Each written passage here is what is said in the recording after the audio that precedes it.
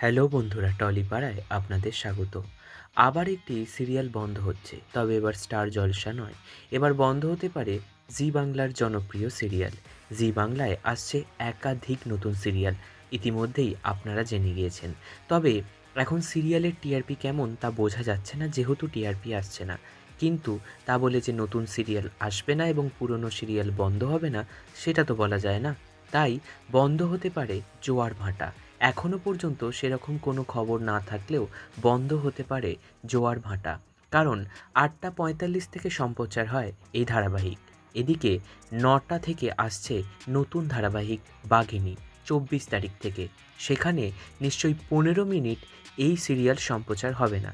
তাই ধরাই যায় বন্ধ হয়ে যাচ্ছে জোয়ার ভাটা।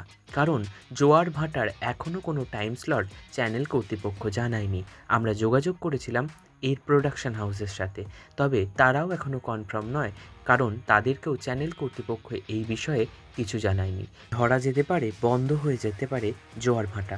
খবরটি পেয়ে আপনাদের কেমন লাগলো আমাদের কমেন্ট করুন, আর দেখতে থাকুন, শুনতে থাকুন টলিপাড়া।